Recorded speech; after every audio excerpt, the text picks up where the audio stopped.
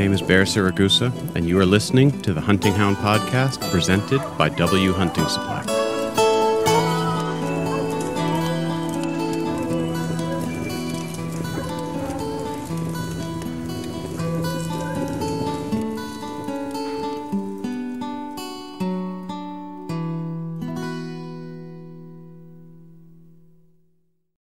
All right, cool.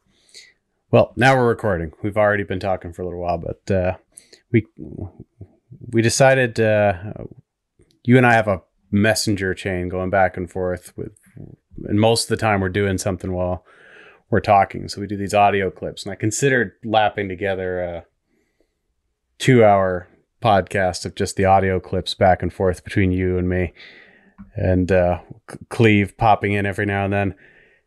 And decided that that would get us all into trouble. So we'll sit down. We'll just sit down and do another one. How you been? Good. You know, I was speaking of Cleve on the chats. I was considering asking your opinion on the next MMA fight, but I have no clue who it is or what it is or where it is. So I'll leave that to you and Cleve and Stefan. Yeah, no, we've Cleve and Stefan Kikta and I have a ongoing MMA discussion thread after getting some feedback on the last Stefan podcast that 15 minutes of MMA talk was not welcome. So I won't get into it, but the interesting fight is now not happening, and I'll leave it at that. Oh, okay. Got canceled, so we'll see. But yeah, are you still kind of in scout mode, or is your season getting rolling here? Yes and no. I mean, we're hunting year round for just keeping dogs in shape and us, and if we have someone come in. But we're getting ready to have our really busy season start kicking off here. I've just been messing around getting pups out. In between, this summer was all over the place. I mean, just in September, October, I've been from East Idaho to Southwest Montana to Southern California, all over the place. Oh, wow. So some with dogs, some without dogs. Scouting jobs, or? Yeah, I had quite a few. Well, Montana was a horse sale, but East Idaho was jobs, and then I had a packing contract with my mules, or our mules, in Southern California. Oh, that's right. That's right. You were over in Joshua Tree. That was awesome. It's an interesting place. Like, it's, you know, I wouldn't want to live there, but it's kind of cool to go in and visit and see. And it's just a different, you know, we were riding in with our first load, and I knew there was burros in the area, feral donkeys in the area. And we're riding in, and all of a sudden everybody pricks their ears and whips their head around. And I see this donkey coming in hot, and I'm like, oh God, if this is a jack, this might not be good. He might want to kind of come start some stuff with my gelding here. Right. And it ended up just being a lone Jenny that was, I don't know why she was by herself, but man, she was good looking and built, and she hung out with us for most of that afternoon. Just kind of, she'd, you know, hee-haw back and forth, and she'd come in like pretty close, like to the point where when Cleve and I thought it was a jack, we started yelling at her, you know, get out of here, and trying to spook her off. And she just kind of looked at us like, why do your donkeys look so weird? What are they wearing? You know? Right. So that was a little interesting, but it was a pretty good contract. That's cool. It was one that would be great for bringing the dogs on, except for the lack of shade for being in camp and stuff. Right. But it was pretty cool because interesting. That section of the park was closed. So we didn't have a ton of hikers and campers and other horseback riders. We kind of had it to ourselves. That's fun. That's fun when that happens, when you're suddenly just out there all by yourself. It goes days and days without seeing anybody. I love that's when I'm like in my element. Yeah, us too, for sure. I've never seen so many kangaroo rats in my life. Good Lord. When we unloaded, we ended up getting down there in the dark, and we were leading the mules into the corrals there at the spring. And there were so many kangaroo rats. I was like having to shove them off to the side with my boot because there was one that kept running back and forth. And I'm like, the poor little guy's going to get stepped on. And they're about half tame. I mean, you can catch them if you're relatively quick and hold them. And me being the little softy bleeding heart that I am is over here trying to shoo him away. In the process, I got stepped on, but Right. Cleve's like, why is your pannier full of rats? literally. Like, they're That- cute. Exactly. That would 100% happen. Oh, well, you never know. It's California. There could be a market for kangaroo rat pets. I'd probably go to jail for exporting wildlife across state lines. My luck. Probably. Yeah. Now, California's a funny place. It's one of those, like, you can meet some of the greatest people. And then, like, one day you're just like salt of the earth people up in the mountains. You know, Sierra Nevada is way up there. And then, like, the next day, it's like being at the zoo. It's like, oh, that one's flinging his own feces. It's the weirdest place. I like parts of California, but if I had to paint with a broad brush, I would say I'm not the biggest fan of California. Yeah, it's definitely interesting. And we were down south of Vegas, so we were driving out in the middle of nowhere, and a car passes us, and next thing you know, we're inside the park. Cleve gets pulled over, and he's like, "That's a cop." I'm like, "There's no freaking cop out here. We're in the middle of nowhere." And sure enough, and what I didn't realize is that park is pretty much a giant cutoff between LA and Vegas. So they get a lot of shady stuff that happens out there. So they patrol that pretty regular. So I had to kind of eat crow on that one and be like, okay, fair enough. That was a cop. We didn't have trailer lights. I mean, they worked last time I checked them in 1998, but right. That's probably one of the more mundane things.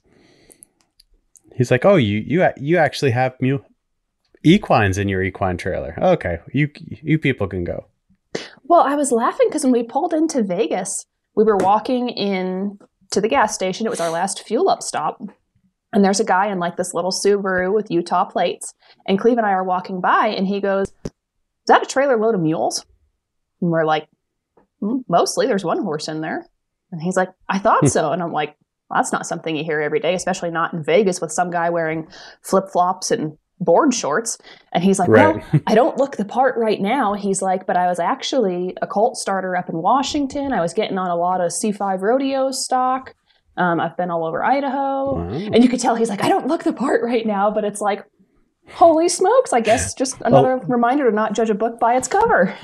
Right. A little bit embarrassed about the way he looked when he met real people. Yeah, pretty much. Yeah. Oh man, that's cool. Yeah, California's a weird place. I think it was a cooler place before the bans went down, before everything got banned. Yeah, 100%. And then, I mean, down there you kind of run into, like you said, the gamut of everybody who's coming down to see the park. And then you run into people who are like, "You have lived in the desert for 50 years, and that's about 45 years too long." Right. That's right. You got left here as a baby and just never left. Yeah. No, it's true. It's but that's the thing though, is like California breeds just extreme people. Yeah. It's like you don't get middle of the road, like just whatever people. They're like, they are very, very much of something. And it's I shouldn't say it's a shame the way California's going, because there's a lot of good parts of California. But like we've talked about this in the past, Cleve and I and his brother have. If you think about it, California is really like the most diverse state.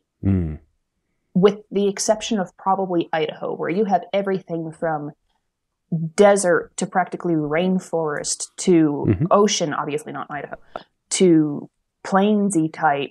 Like it's right. Such a ecologically diverse place. Yeah.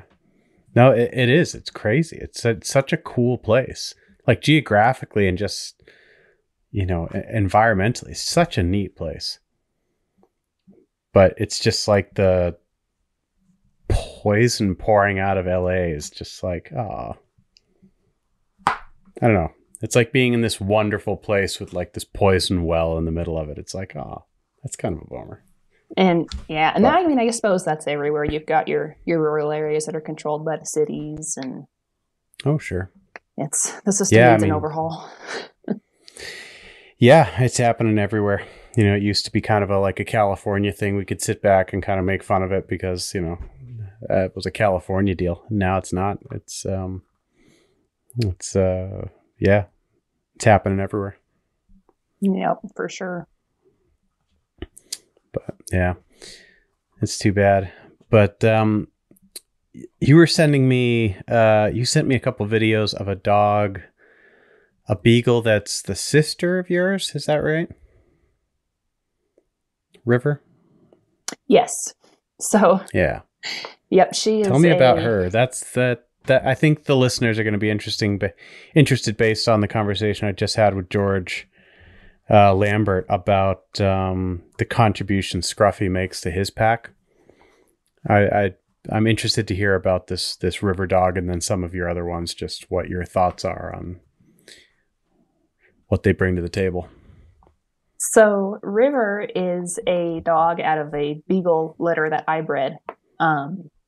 She is a littermate to my Huey dog, who is kind of not the OG beagle, but he was my first purebred that really kind of opened our eyes. So she's super cool. She belongs to some really good friends of ours down in New Mexico. And she lives with some really nice bear dogs, good lion dogs, like he just hunts all the time. And she hangs right in there with him. I mean, she'll catch her own lion, tree her own bear. She's generally one of the last to pull bay on a mean bear, and she's super tough. And that's something that you and I have talked about before, is just the beagle brings in such a physical tenacity and toughness, whether it's their feet or just they're so compact that they just take the abuse better of the terrain. Right. You know, and you look at it too, and I swear, I have yet to see a beagle that does not have really hairy feet, like in between. If you pick up their foot and look in between their pads and their toes, they've just got this layer of hair. They look like little Clydesdales or something. And I don't know if that is some of it because the abrasiveness doesn't get to the skin or what it is, but it's not enough that they get ice balls in the winter, like you hear of some guys with like draught hairs or wire hairs that will get ice balls in their feet. I haven't had that issue, but they're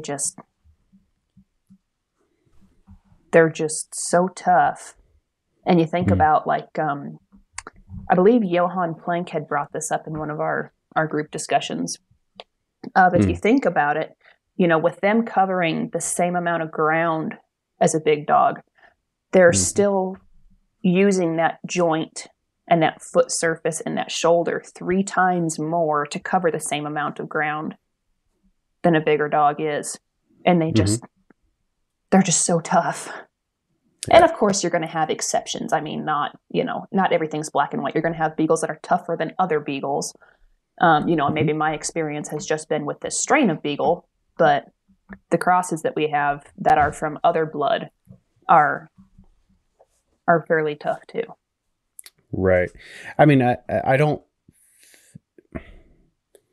think that that's just the strain that you're working on, because that's been my experience as well, is that, you know, the beagle I had growing up and the beagle I've got now, they're just physically, they're so tough. I mean, they just like, you know, the beagle I have now was hit by a car when he was like 8 months old, not even 6 months old. And like, you know, really rung his bell, ran over his legs. I was sure that, you know, he was just toasted.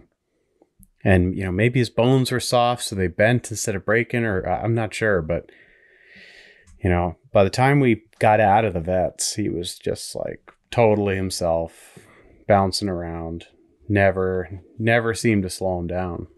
And he's able to put in, I mean, I won't even estimate the number of strides he's able to put in, but just in terms of total mileage in a day, he's a dog. He's one of the dogs that I could put down and feel good about putting down day after day after day after day and be confident that physically he could handle it. Mm-hmm. Yeah, actually the mother to these beagles, the purebred that I have now, we were riding up in some mountainous stuff, and she darted in front of this horse we had, and he stepped in it. From my view on top of him, it looked like he stepped right in the middle of her front forearm, and I'm thinking, oh God, okay, we're going to the vet. And she turned around and nailed him on his coronary band, and he picked his foot up pretty quick. And we did a 16-mile loop that day, and we were moving pretty quick, probably quicker than we should have been, as far as good hunting goes, but everything was fresh, and we didn't feel like fighting them. So we got back to camp. Everybody else knocked out and snoozed, and I had her tied up next to a rose bush, and she proceeded to annihilate that rose bush because she was mad that she couldn't keep hunting. She wasn't limping. She wasn't anything. And it's like, I make them out. I don't want to make them out to be Iron Man, but they're just, I don't see that toughness. No, they're pretty ridiculously tough though. Like, you don't want to call them Iron Man, but they're kind of Iron Man. they're pretty crazy. The beagle I had growing up used to herd cows. She was actually a decent cow dog. Would just get in there and just kind of get behind him and start hassling him. And, you couldn't really control her much, but she always just instinctively kind of went behind him and always pushed them towards you, which was, for us really useful. We didn't have horses or anything like that to run to run the cows with, and the cows we had were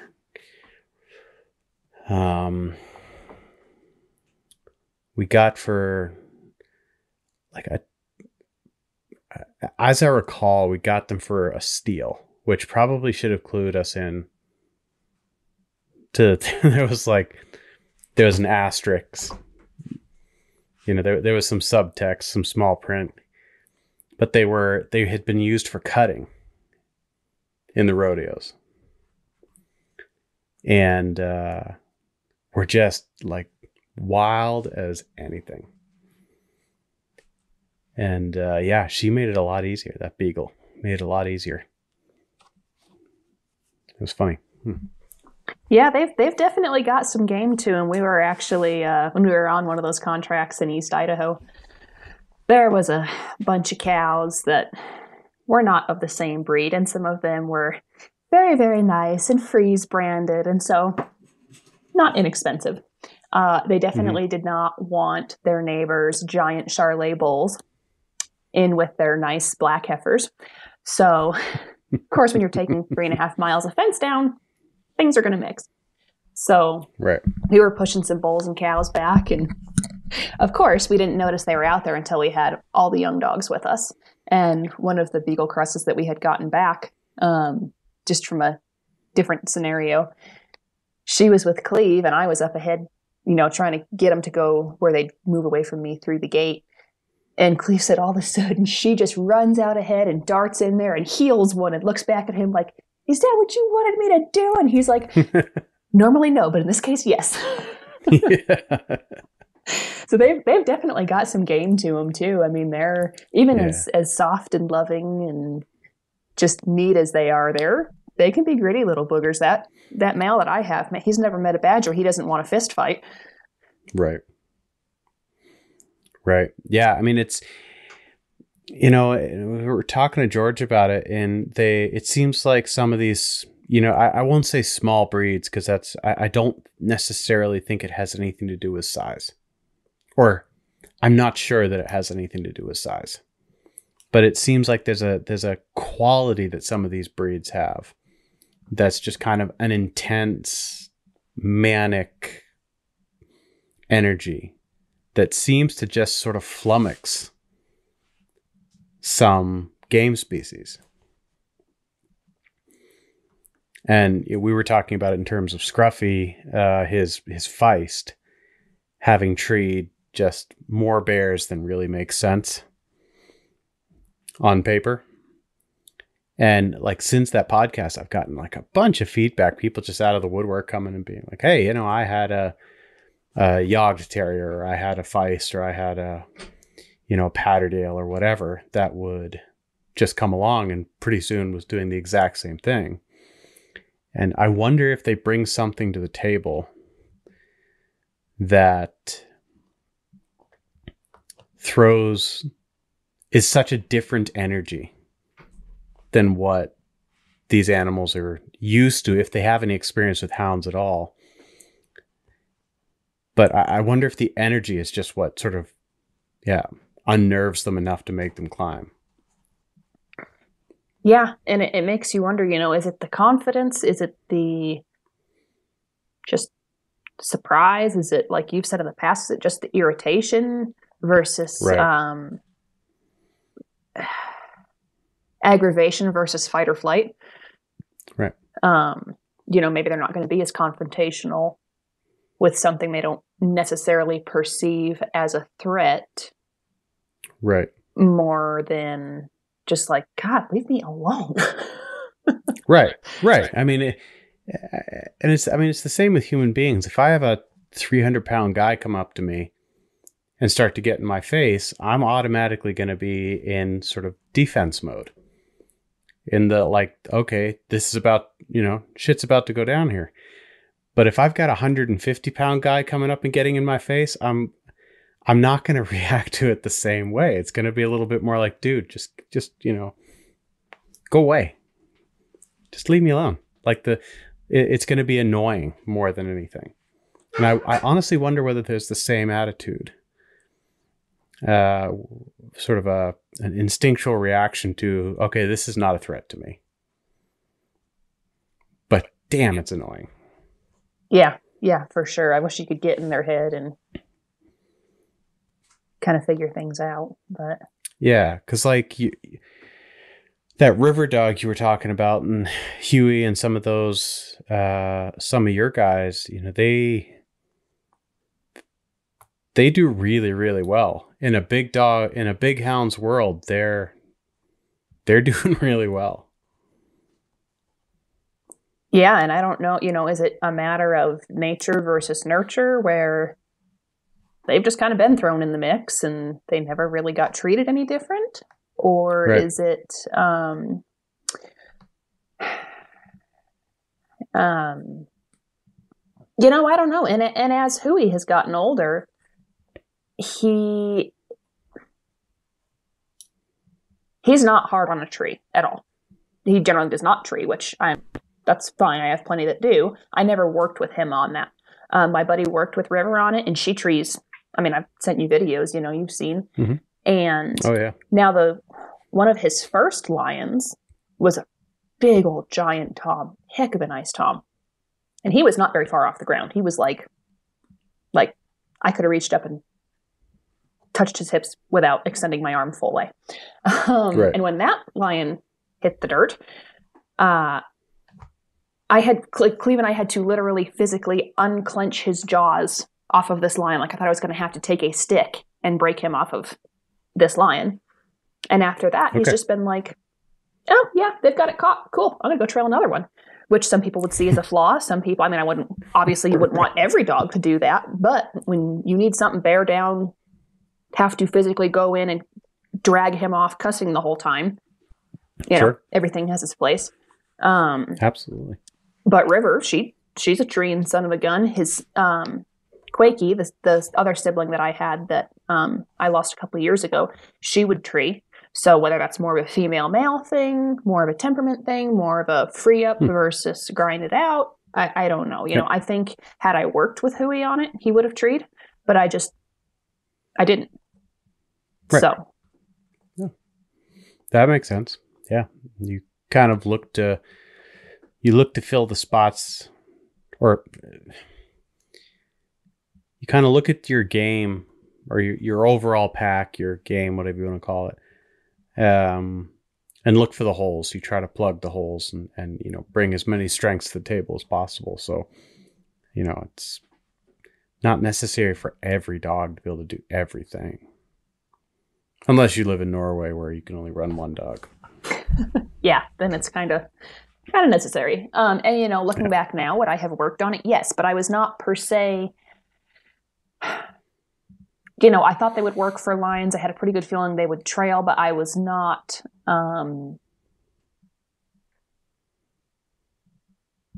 I wasn't getting them to be tree dogs, so I didn't work on that. Looking back now, I would have, and with my next future full blood, I will.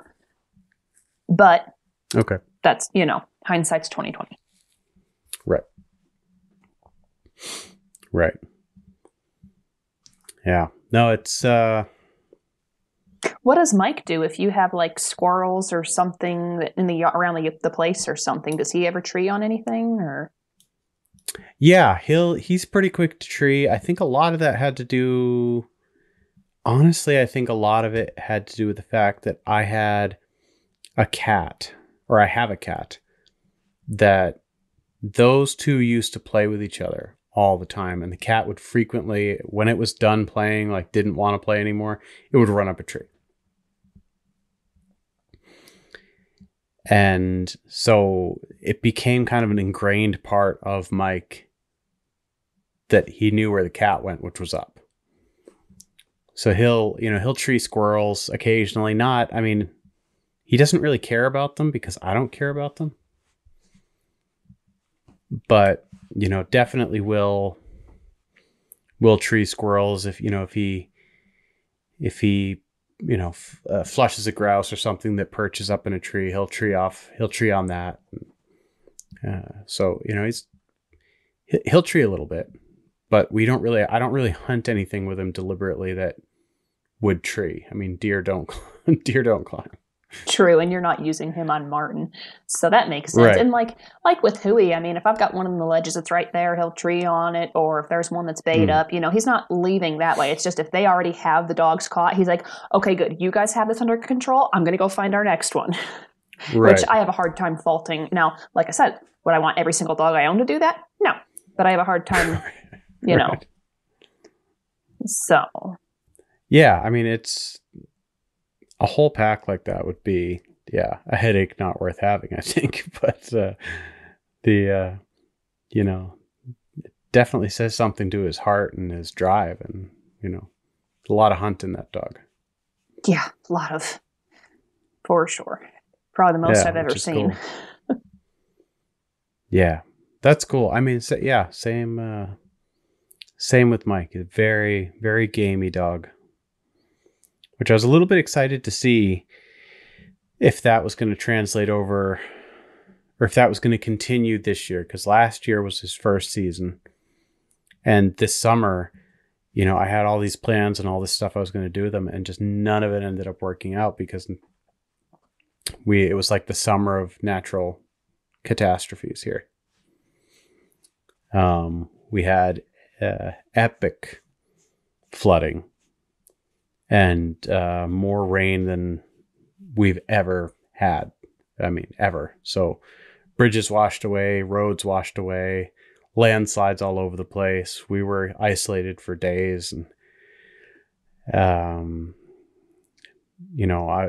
top of it all, I was in the process of changing the roof on my house. So I wasn't able to get out with him and do the things that I wanted to. So I was a little bit excited to see how he was going to be this fall. And he's done really well. The game is scarce. The deer are scarce. We have a lynx issue at the moment. So they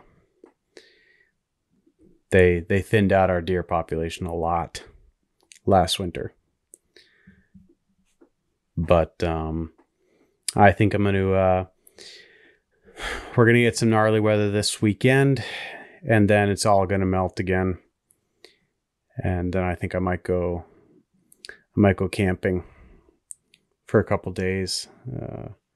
Just try to get him and that pup of mine onto some game up in the mountains while the roads are still open. So, but you guys do like a bunch of camping with your guys while you're scouting, or not just scouting, but actually doing some of these fencing jobs of yours, don't you? Yeah. Generally, I've gotten to the point anymore. I mean, minus, we've got some ranchers we build a fence for that, they're smaller sections. So it's like, all right, if we're just going to be down there for a week, generally I'll just stay home and keep the dogs here because it's a lot of work to move that many dogs. So I'm like, all right, whatever. Sure. So, but a lot of our, we were up in Idaho for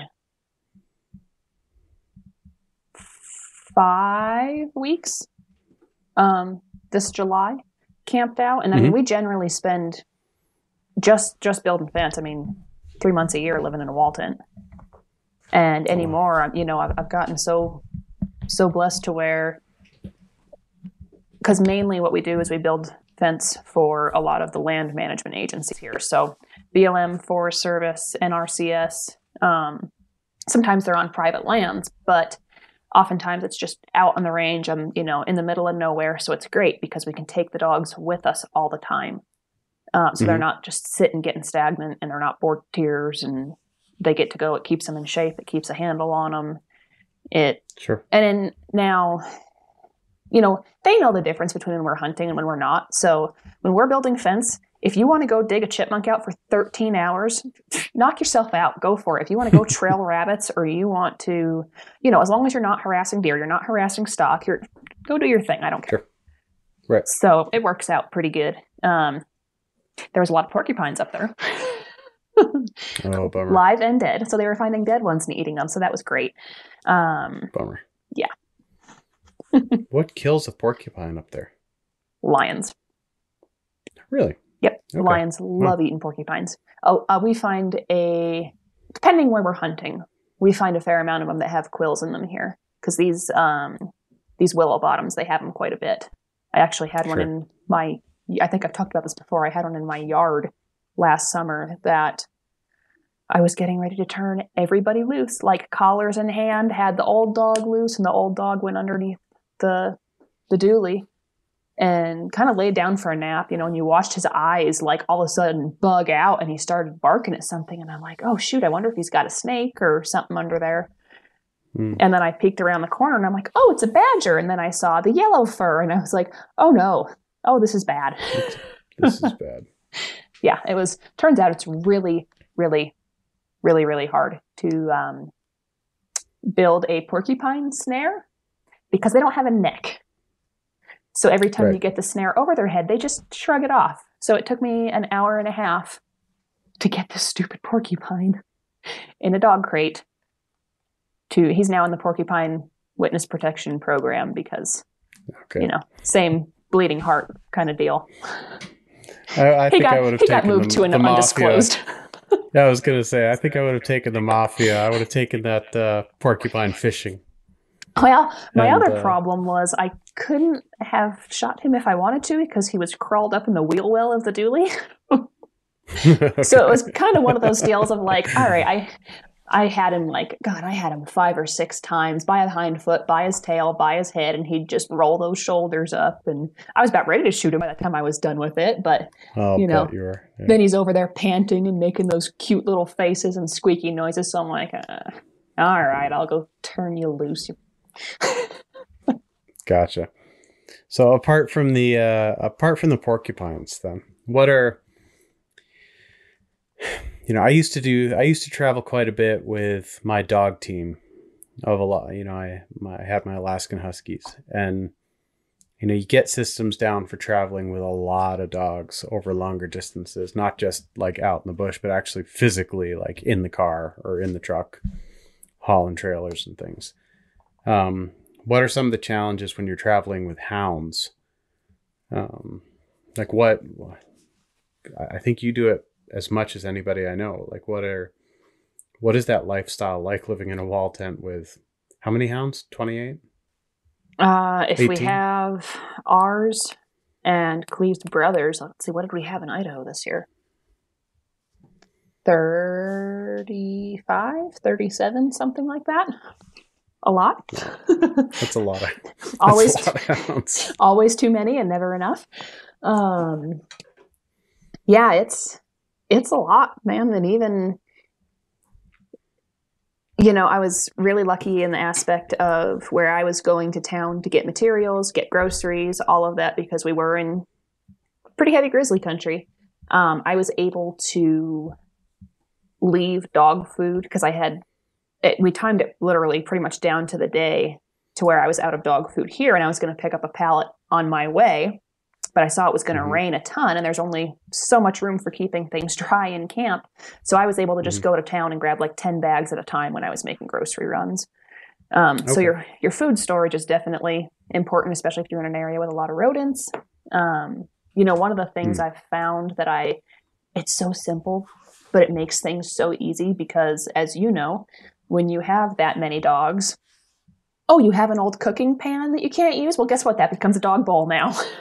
Right. So it's not like, my bowls here, my water bowls especially, they're like the square salt block tubs, so they don't stack overly well, especially for spending 8 hours down the highway faster than I should be going. So I ended up going, I believe it's Family Dollar or Dollar Tree. You can buy the big stainless metal bowls. You have to buy them by the case, and there's 24 in a case, but you can buy them for $1 a piece, which is dirt cheap since they're normally like $7 or $8 in the store. Oh, yeah. So I have a set of those that I just keep in a 5-gallon bucket. I have enough for a food bowl and a water bowl for each dog, and I have that bucket that has a top on it. That way it's like, because then by the time you get everybody loaded, it's like, okay, now I have to go through, count all my bowls, make sure I have enough, find somewhere to put them with all the other machinery and equipment. So I can just grab a 5-gallon bucket and go. That's a big help. Obviously I have a vet kit that goes with us pretty much everywhere. Right. What do you have in that? I've talked a little bit about that on the podcast before, but what are your main things in that vet kit? So it depends on where we're going and what we might encounter. Usually, vet wrap, staple guns. Gosh, I'm having a rain fart here. Vet wrap, staple guns, a splint just in case somebody breaks a leg, extra leads, baling twine, gauze, dexamethasone, needles, syringes, just the typical, like, let me patch you up until we get by. And I always carry antibiotics with me just for us or them. So I usually use the fish antibiotics. So I just order them pretty heavy once or twice a year and go from there. I keep some anti-inflammatories with me. For if we're going somewhere with the mules that is snaky, I will actually cut 2 pieces of garden hose that are about 8 inches long, because horses and mules, as I'm sure you know, but listeners might not, cannot breathe out of their mouth. Really a poor manufacturing design, but they can only breathe through their nostrils. So if they happen to get whacked by a snake in the nose and their nose swells up, you're going to be in for possibly a dead horse. So if they do get that extreme swelling, you can actually put the garden hose in their nostrils and then they can breathe. That's a really good pro tip right there for anybody who travels with a horse. That's a great one. That's and they don't take up much room. I mean, if you had to, you could use them as a set of splints. So right. And that's a great tip. And it's really easy. It's super efficient because Al the Husky is a garden hose artist. So when I'm stupid and I leave the garden hose where he can reach it, he cuts them for me. So you've got just a bunch of 8-inch chunks of garden hose all over the place. It's great. It's really efficient. Yeah, no, that's one of those evolutionary things where you just look at it and you're like, how could that possibly be the case? Like, how could that possibly be the case? Like you're going to go horses around can't breathe out of their mouths. It's like, it doesn't even sound like that's true. Yeah, you're going to go run the Kentucky Derby, but good luck. Right. It's like, it sounds like something someone made up when they're mansplaining something. Yeah. It's just like, you can't breathe out of their mouths. It's like, that's bullshit. No, total, full-blown legit. Yeah. And they can't throw up. Yeah, it's really just an oversight on manufacturing. Terrible design. Yeah, exactly. Just a manufacturing. Yeah, that's crazy, but it's true. Yeah, no, that's a great tip. That's a I great tip. also tend to carry hemostats because, Yep. hemostats, Q-tips. Q-tips are really good for putting Vaseline or something on and getting foreign objects out of eyes. Mm-hmm. Just all kinds of, I'm not overboard on variety. I usually carry one type of antibiotic with me. I'm not taking all of them. Sure. But just things like that. Your tie-out system can hinder or help. You and I have talked quite a bit about that because when Mm-hmm. you do have that many dogs to tie out, and you want to have something that flows easily. We're actually rebuilding ours. We were going to do it when we were up there, and they ended up sending us the wrong hardware parts. So it's just been one of those things that's Okay. kind of been, oh yeah, we'll do that next week, and next week never comes. Right. But yeah, there's just certain things that make it a lot easier, especially if you can just grab and go instead of having to constantly regroup everything. So like for me, it's worth the $50 for a bucket and 60 dog bowls or something like that, to where I can Right. just grab it and go and not have to think about it. Right. The other thing we use a ton of is we have a little solar system. It's got a little charging bank and it's got a foldable solar panel, which fits perfectly in panniers for your pack saddle if you're going in the backcountry, or you can just throw it in a pickup. And I use that to Mm-hmm. charge our collars, our Bart collars, our Garmin, our phones.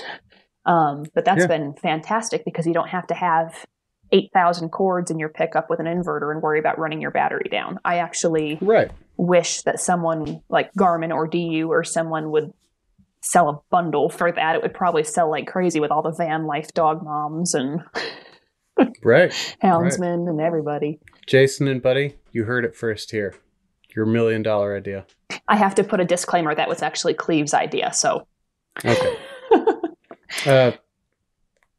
$750,000 idea then.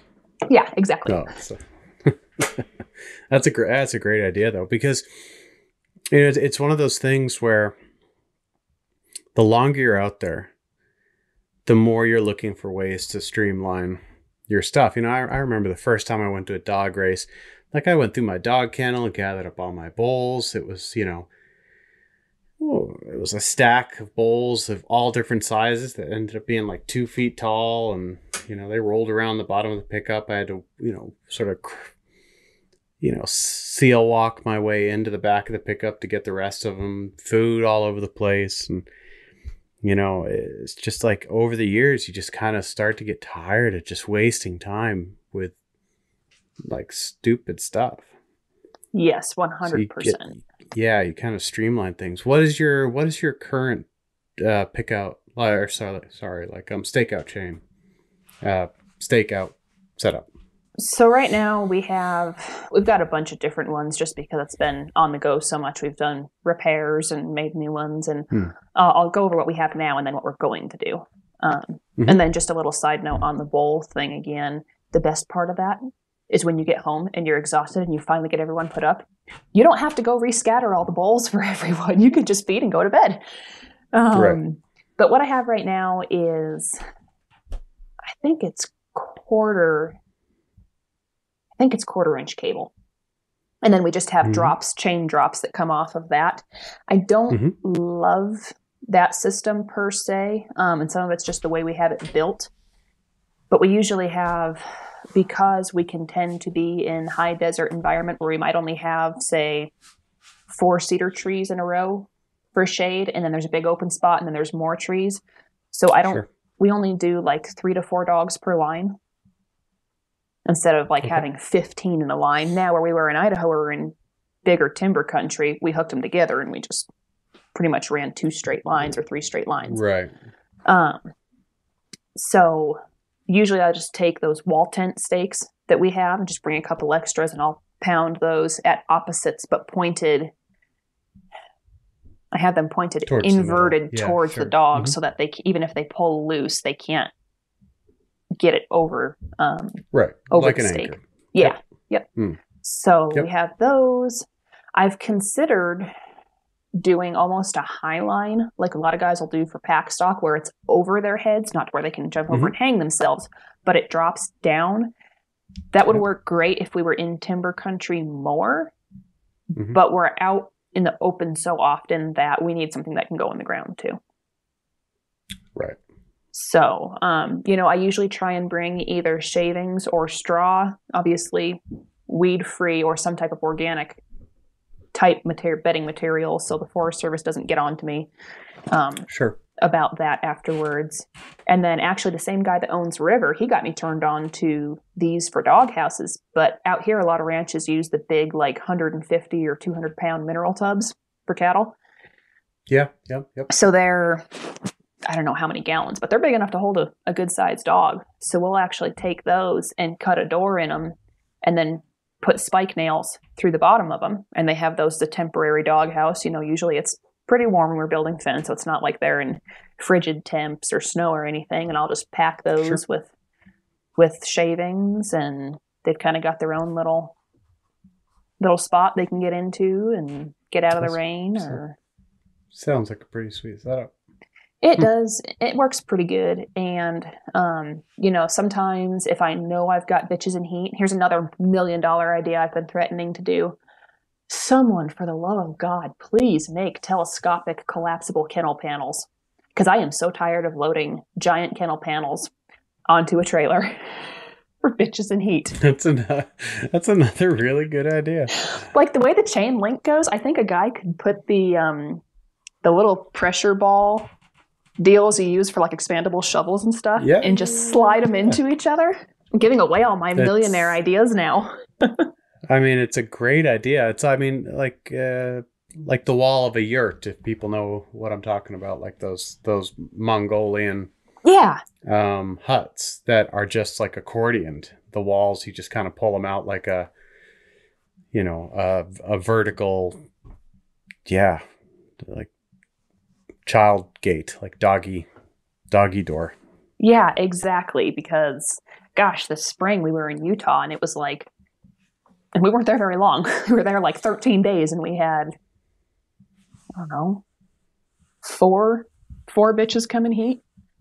Oof. And we only had one who was in heat when we got there or showing any signs of coming in. But usually, okay, if one's coming in, more are coming in. So we just kind of threw those on there and looked like the Clampets going down the road.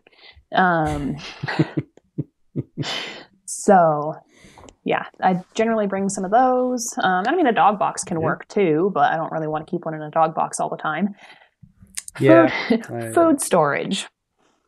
Because we have, like, human food, because we're usually we're usually camped pretty close to our job site.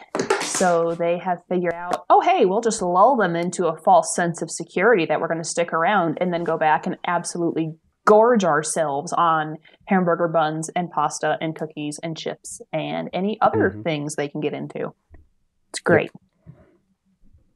Yep. That's a bummer.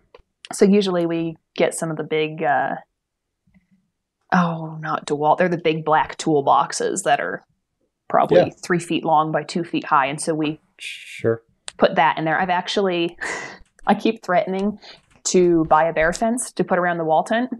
And we always joke around that because we also have one mule who will absolutely annihilate a camp, and she has a nose like a bear, and she knows how to open those boxes and panniers. So we always joke around that it's going to be like, oh gosh, are there bears here? What's the deal with the bear fence? No, it's for the dogs and the mule. The mule. She's as bad as the dogs. I mean, she'll go through your trash. She'll go through your campfire and pull stuff out. She just... Ugh. That kind of stuff drives me crazy. Oh, yeah. Drives me crazy. But yeah, so just having a good containment system for everything, will often take, because sometimes when we're headed in there, you might look at a spring, especially in this arid country, you might look on Google Earth and say, okay, there's a spring there that I think I can get water from. Well, that spring might be dried up by the time you get in there. So we'll take like a 50-gallon barrel, fill it up and then just either have a hand pump, or I saw now that Milwaukee has a little battery operated water pump, which I saw that too. Definitely going to buy, because my arm gets really tired of pumping, whether it's, we have a little shower can set up, which was also shown to me by the guy that owns River. And I don't know how many gallons we have run through that thing. But like when you're sweating all day and you're covered, if we're building fence in a burned area, I don't really want to crawl in my sleeping bag for 3 weeks without a shower. So every night we come in, we fill it up, we throw it on the propane stove. It's just like 3.5 gallons. And that gives us all a good shower. You can use it for dishes. So we generally try and bring along some water. Cool. Oh, it's a great, it's a couple of really good pro tips and a couple of really good ideas. The, heck, the collapsible dog pens. There must be something like that out there. If not, that's such a good idea that I find, I almost find it hard to believe that no one's thought of that already. You could probably order them off Wish from China, but probably. But like collapsible dog kennel, that's a really good idea. And I feel like the tubing would be easy enough to just size down and get it to where it would slide into itself. That your chain link is going to be a little saggy, but you could almost wrap it around the whole tubing once you're done, like a little carry bag. So yeah, it's been one of those deals where I'm like, I've been threatening to experiment with it, but there's only so much time in a day. That's a good idea. Oh, now you got my brain going. I might try and mock up something for myself. I was going to say, you're going to send me a video in 2 weeks. Like, hey, look at this. I had a great idea. Hey, look at this. It's beagle proof. Just see no such thing. Off the side of it. Yeah, there's no such thing. It's beagle proof for the next 5 minutes. It's like that TikTok you see where the audio's like, Jesus Christ, that's Jason Bourne. That's what putting a beagle in a pen is about like. 100%. Yep. No, they're ridiculous little animals. But yeah, no, where you are, I get the impression that flooding is not really an issue for you guys. Yeah, yes and no. When it does flood, it's bad. Okay. But it is south of us gets a lot of flash floods. Up where we're at, we get, because they get more monsoon season rains, and we kind of miss out on that because we're far enough north that it just doesn't rain from June to September ever. So now in early spring, there was probably 4 years ago, we had a flood that took out sections of highway, knocked the railroad tracks out. There was 2 feet of water in town. Wow. So it does happen. We've got a culvert in the driveway and stuff, but it's one of those deals where it's not very often, but you still want to be prepared for it type of deal. Nothing like you guys were getting. But there was 2 feet of water in town. So. Okay. That's pretty bad though. Yeah. That's pretty bad. Did you guys have a disaster preparedness plan? In case of floods or wildfires or something like that? Our biggest risk is going to be fires, especially where we've had a lot of the concern here right now because we had such a good winter, spring, and summer last year, and then it appears we're going to get the same thing. Everything is basically standing fuel, especially those cooler season grasses where once they grow, they're done and browned and dried out. Right. We've talked about having, especially because, if we're gone, sometimes we'll go look at a job somewhere and we'll be gone 3 or 4 days and just have the neighbor feed. I am going to I was planning to do it this summer and I did not, but they were with us all summer. But in this winter, spring, I'm going to build a set of just 2 feet of chain with a double snap on either end that I'm going to leave in a bucket, and I'll have enough for every dog. That way, if say something does happen, and someone was to come down and either turn dogs loose or grab them, whatever, they can just snap them to a fence somewhere, something where they have a way to be contained without someone having to be there with them. Someone doesn't have to put them somewhere. They can take them 5 miles down the road and hook them to a fence or something if they have to while they do other things, and just somewhere they can be safe. Right. we try and keep the area around the dog yard mowed down, just in case there is a spot on the property that kind of tends to be bad for dry lightning cracking right there. Haven't had any starts. This piece of property did burn about, I think, 20 years ago.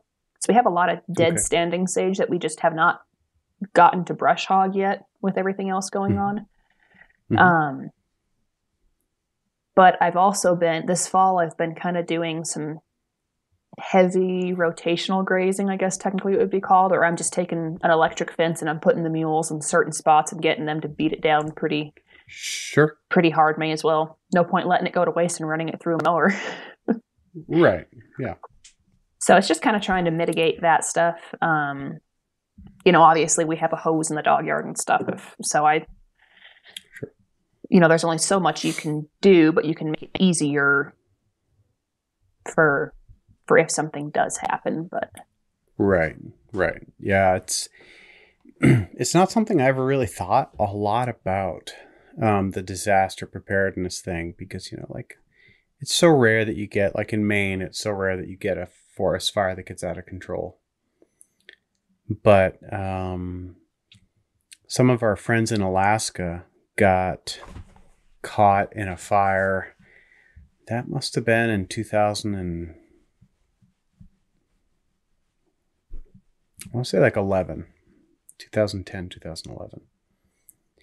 And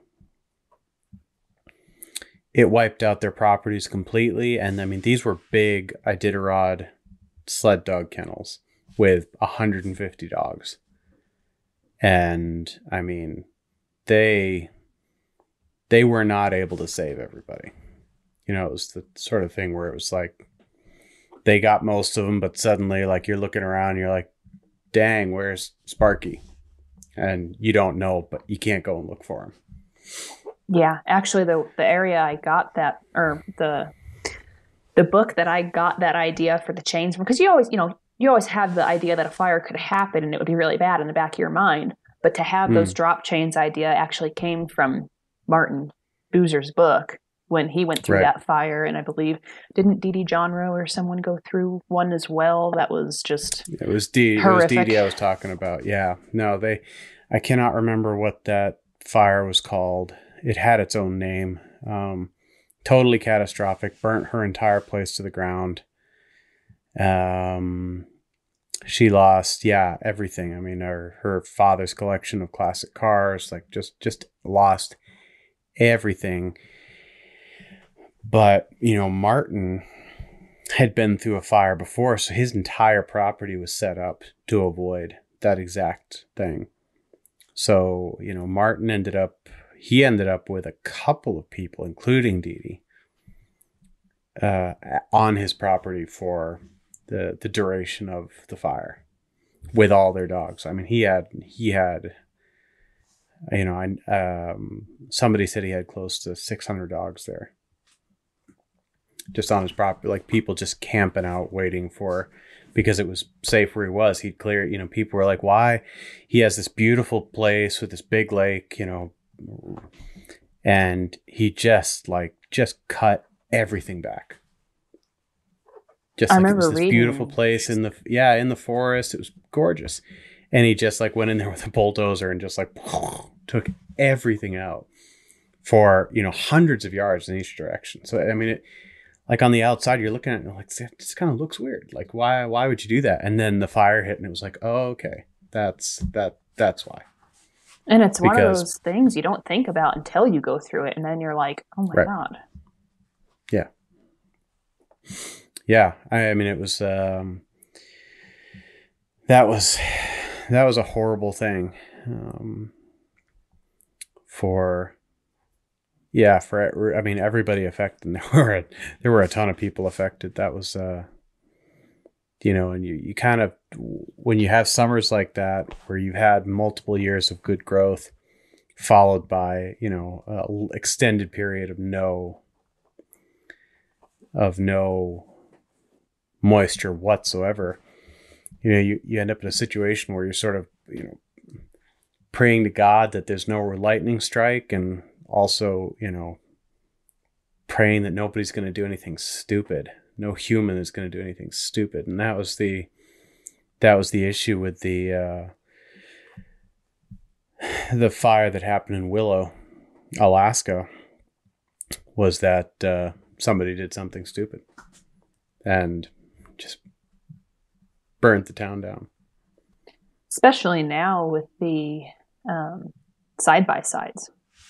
There's hot exhausts all over public lands. And it doesn't take much, especially out here. We've always got wind, and it is so dry. It's like it would be not take much to get something going. And I can't even imagine the mental toll, like just reading in that book. And I had never heard of that book until actually Stefan had put it on Facebook, and I was like, that looks like a really good book. So I picked it up and started reading, and just the mental toll of having to make those decisions of, I can only fit 25 dogs in a truck. Who do I take? That would be devastating. Oh, yeah. I mean, that's the sort of thing that haunts you for the rest of your life. Yeah. I mean, that's, you kind of can look at it pragmatically and be like, well, I did the best that I could. And, you can, that's true. But, you're always going to see the ones you didn't take. Yeah, that doesn't make it any kinder death on the ones that don't get out. And, it was super smart. I remember reading in that book, I think he grabbed a rowboat, and I believe he was taking, because he's like, what am I going to do with all these dogs? I can't just turn them loose, because he at the time did not have those chain setups. And if I remember correctly, I think he took them out in a rowboat and was putting them out on an island out in the lake. And I'm like, that is so smart. Oh, super smart. Yeah, Martin is one of the smartest human beings I have ever met in my life. He's, for those most of you who don't know, Martin is originally Swiss. Got his start running Siberian Huskies in Switzerland. Went to Alaska, ran the Iditarod early on with Siberian Huskies. Didn't like the Sibes.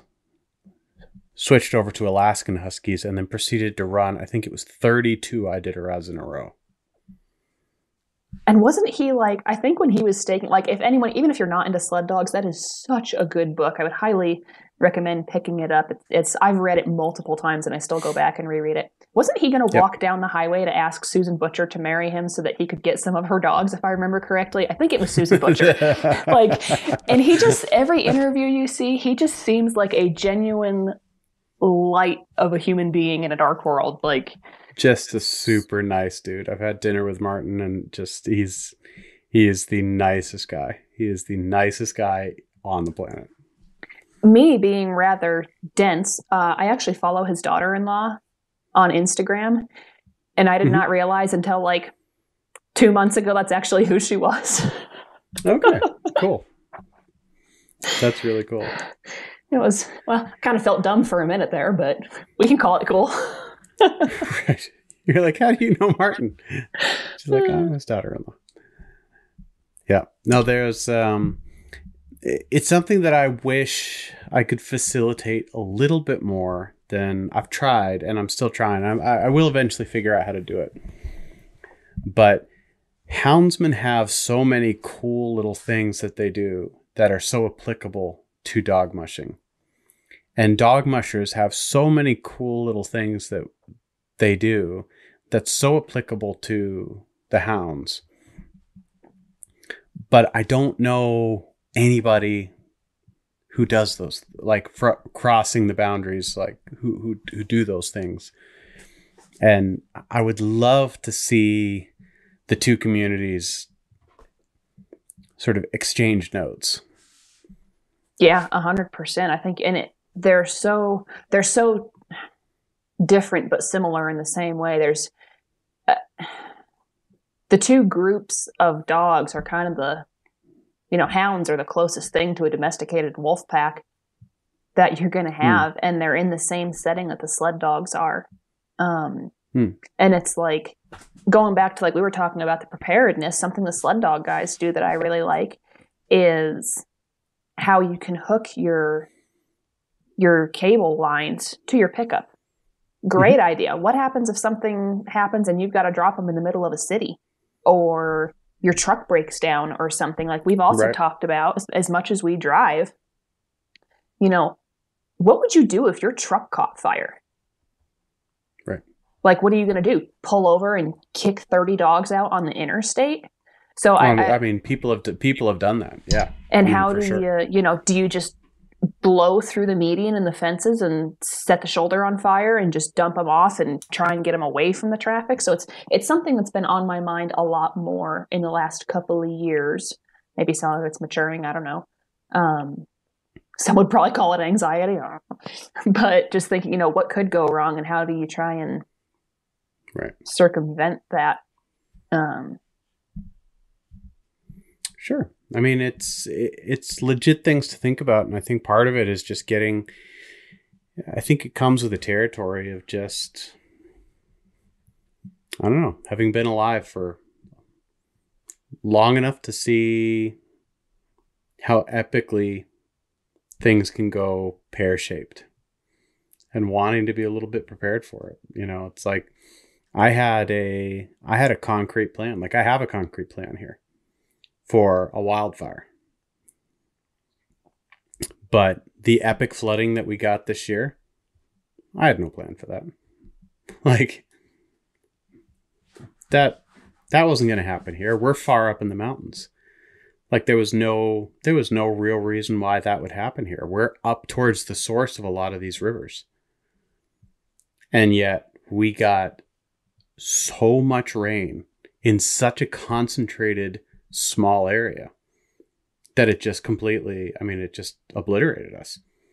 Because you got the equivalent of 6 feet of snow or something like that in that rain, I think was what you were saying. Oh yeah, something like that. Like we got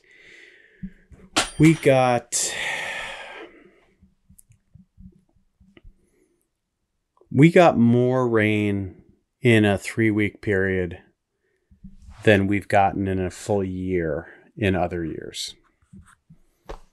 And it all came, and most of it came in this, it was 3 weeks, but at the same time, most of that came in a 4 or 5 day period where it was just torrential downpours. And in the beginning it was bad, but once the ground saturated and it wasn't absorbing anything anymore and it just started flowing along the top, that's when it got gnarly. So, we got lucky, but, had major landslides going on both sides of us and took out the roads and all this stuff. But, I kind of afterwards, once the devastation was over, I drove around and found it's okay, if I need to drive this way, this place right here looks totally unaffected. And if I have to drive this way, this place right here is totally unaffected.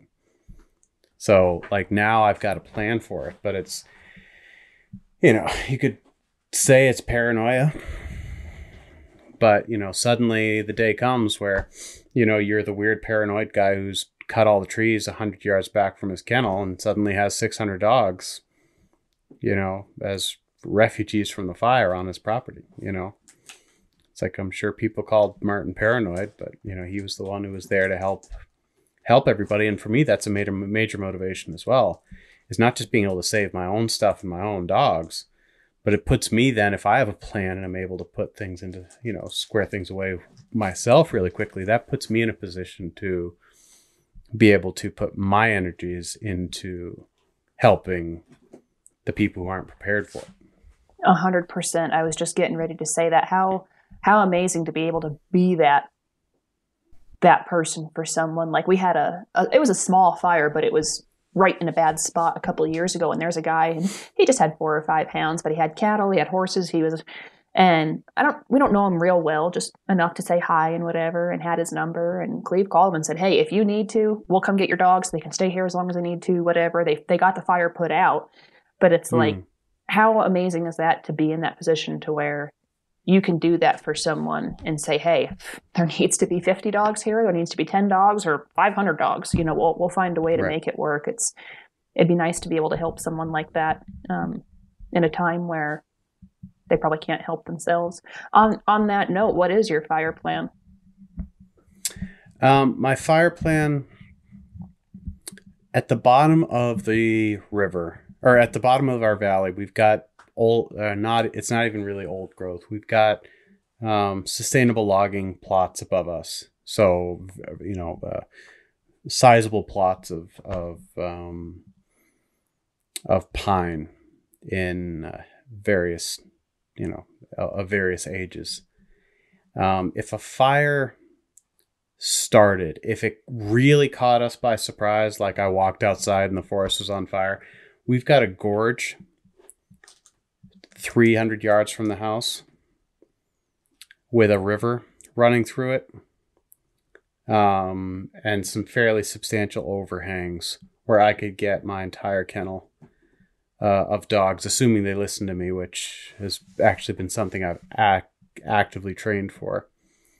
I can get them down there and underneath those, so it would get uncomfortable, but we'd be okay.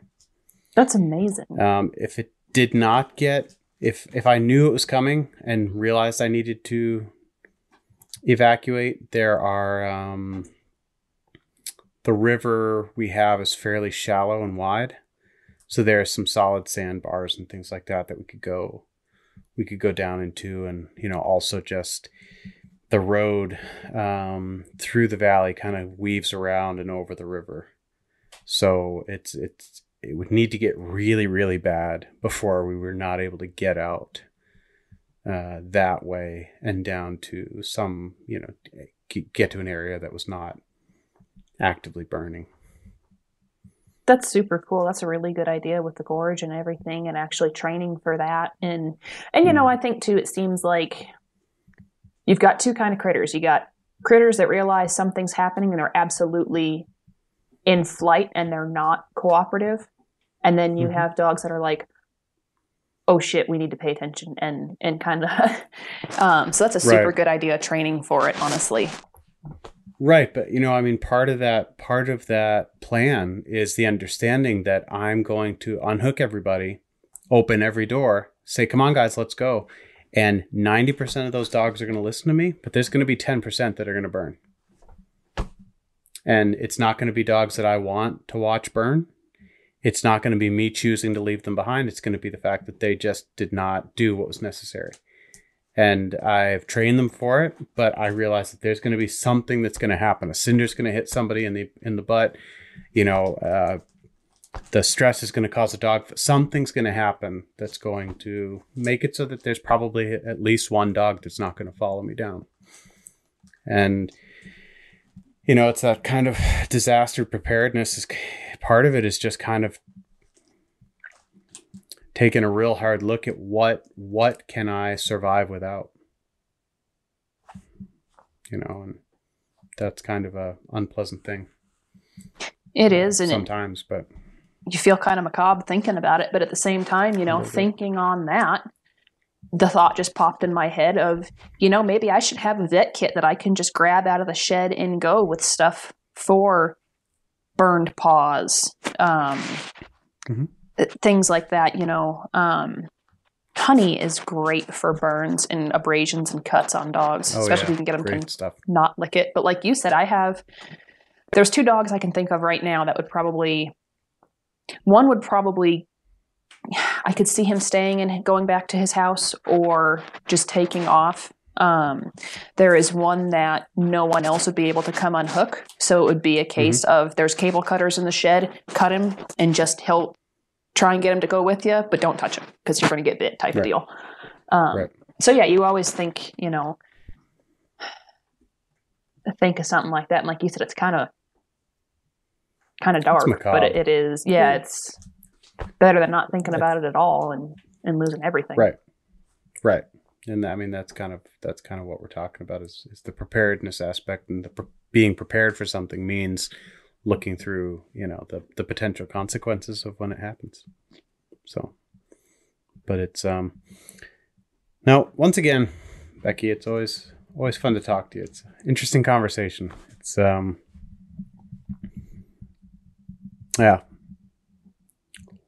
I always end up with more. I always end up with like 1,000 other ideas for podcasts after I talk to you or George or Stefan. It's just like, oh man, that's a good question. And I think about it for a few weeks and end up calling you guys and be like, hey, you want to come on and talk about that thing that we kind of talked about the last time? I enjoy talking about the kind of off the beaten path stuff too, that kind of gets you thinking. And I am going to be expecting a prototype of these kennels to try out and be an ambassador, and I'll carry them in the States if you carry them over in Norway. And Gotcha. Well, I'll see what I come up with.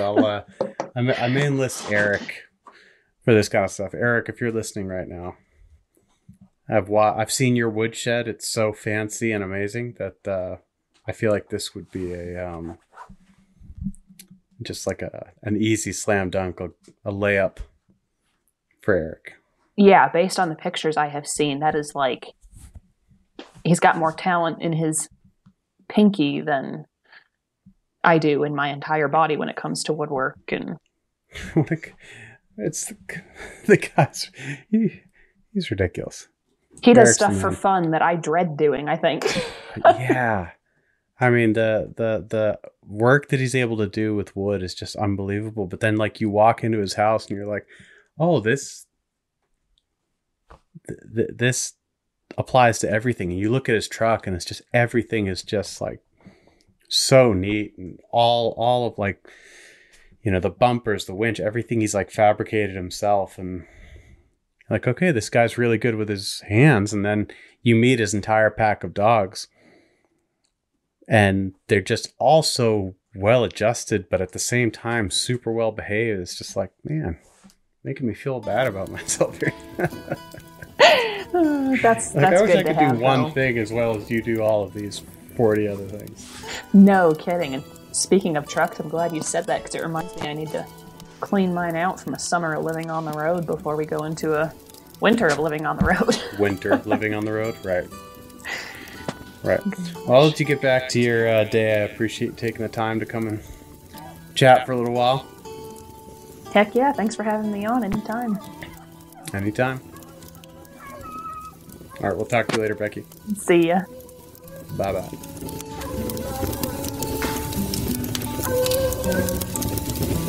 Man, I love that sound.